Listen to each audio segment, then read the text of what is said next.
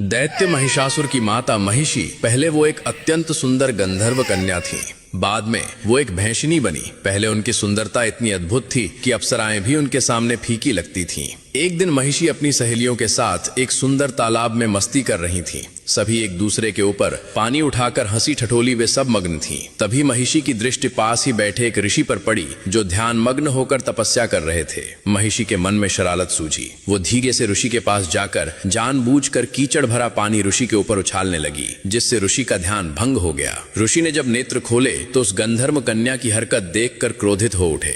ऋषि ने कहा, हे गंधर्व कन्या, तुमने मेरे साथ ये ठीक नहीं किया। तुमने बिना कारण मुझे कीचड़ युक्त कर दिया और मेरी तपस्या भंग की। ऐसा घिनौनी हरकत तो केवल एक भैंस ही करती है। इसलिए मैं तुम्हें श्राप देता हूँ कि आज से तुम एक भैंस बन जाओगी। कन्या भयभीत होकर हाथ जोड़ने लगी और क्षमा याचना करते हुए बोली, भगवान, मैं अपनी भूल स्वीकार करती हूँ। कृपा करके मुझे इस श्राप से मुक्ति दें। तभी ऋषि का क्रोध शांत हुआ और उन्होंने कहा, मेरा श्राप कभी असत्य नहीं हो सकता, परंतु तुम्हें कुछ राहत अवश्य मिलेगी। तुम दिन के समय संपूर्ण भैंस का रूप धारण करोगी, परंतु रात में तुम्हारा आधा शरीर नारी का और आधा शरीर भैंस का रहेगा। जिस दिन तुम किसी संतान को जन्म दोगी उसी दिन ये श्राप समाप्त हो जाएगा। ऋषि ये कहकर वहां से चले गए। तभी से महिषी दिन में वो भैंस के रूप में रहती और रात में आधी नारी और आधी भैंस में रहती थी। एक रात जब राक्षस राज रंभ जंगल में भ्रमण कर रहा था, तब उसकी दृष्टि महिषी पर पड़ी। रंभ उसकी अनोखी रचना देखकर चकित रह गया। उसने पूछा, हे देवी, तुम कौन हो? तुम्हारा आधा शरीर इतना सुंदर नारी का और आधा शरीर भैंस का क्या है?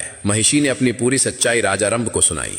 रंभ उसकी बातों से मोहित हो गया और एकांत में उससे विवाह कर लिया। कुछ समय बाद महिषी गर्भवती हो गई। उसी बीच रंभ ने देवताओं पर आक्रमण किया, परंतु युद्ध में रंभ मारा गया। रंभ के निधन के बाद महिषी ने एक बालक को जन्म दिया, जिसका आधा शरीर भैंस का और आधा शरीर राक्षस का था। उसी कारण उसका नाम महिषासुर पड़ा। लेकिन वह अपनी इच्छा अनुसार कभी पूर्ण राक्षस का रूप ले सकता था और कभी विशाल भैंस का रूप ले सकता था। आगे चलकर महिषासुर इतना शक्तिशाली हो गया कि स्वयं माता दुर्गा ने उसका वध कर दिया। अब माता दुर्गा को अपने दिल से मानने वाले भक्त कमेंट में जय माता दुर्गा अवश्य लिखें। ये है मां मीनाक्षी, वो देवी जिन्होंने पूरी दुनिया को जीतने के बाद सीधे स्वर्ग और वैकुंठ पर हमला बोल दिया, इंद्र को हराया, देवताओं को घुटने टेकने पर मजबूर कर दिया और यहाँ तक कि भगवान विष्णु के धाम को भी अपने अधीन कर लिया। और फिर अपनी सेना लेकर वो कैलाश पर्वत पहुंच गईं, साक्षात महादेव को ललकारने।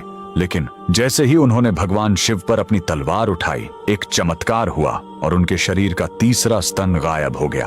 आखिर 3 स्तनों के साथ पैदा होने वाली यह राजकुमारी कौन है और क्यों भगवान शिव को इनसे शादी करने के लिए धरती पर आना पड़ा? कहानी शुरू होती है दक्षिण भारत के पांड्य साम्राज्य से। राजा मलयध्वज के कोई संतान नहीं थी।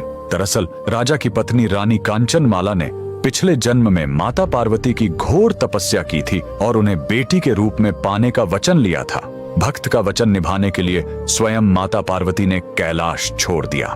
राजा ने एक विशाल यज्ञ किया और उसी पवित्र अग्नि से 3 साल की कन्या प्रकट हुई। वह देवी की तरह सुंदर थी, लेकिन उसे देखकर राजा रानी के होश उड़ गए, क्योंकि उस कन्या के शरीर पर 3 स्तन थे। राजा इसे अनर्थ मानने ही वाले थे। तभी आकाशवाणी हुई, हे राजन, डरो मत, ये साधारण बालिका नहीं है, ये साक्षात शक्ति है।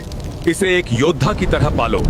जिस दिन ये अपने होने वाले पति को देख लेगी, इसका तीसरा स्तन अपने आप गायब हो जाएगा। राजा ने उसे बेटों की तरह पाला और उसका नाम रखा मीनाक्षी। पिता की मृत्यु के बाद मीनाक्षी गद्दी पर बैठी। उन्होंने विश्व विजय की यात्रा शुरू की। जो भी राजा सामने आया वो मीनाक्षी की तलवार के आगे टिक नहीं पाया। धरती जीतने के बाद उन्होंने स्वर्ग पर चढ़ाई की और देवराज इंद्र को भी हरा दिया। उनकी भूख यहीं शांत नहीं हुई। वो अपनी सेना लेकर भगवान विष्णु के धाम वैकुंठ पहुंच गईं। वहां भी उनकी शक्ति के आगे कोई नहीं टिक पाया। अब उनके अहंकार की कोई सीमा नहीं थी। उन्होंने सोचा, अब मैं कैलाश को भी जीतकर शिव को अपने अधीन करूंगी। अपनी विशाल सेना लेकर मीनाक्षी कैलाश पर्वत जा पहुंची। नंदी और शिवगणों को हराते हुए वो सीधे महादेव के सामने खड़ी हो गईं। मीनाक्षी ने जैसे ही शिवजी पर वार करने के लिए अपनी नजर उठाई, उनकी नजरें महादेव की शांत आंखों से मिली और उसी पल मीनाक्षी का तीसरा स्तन गायब हो गया। उनके हाथ से तलवार छूट गई और वो युद्ध के मैदान में ही शर्म से झुक गईं।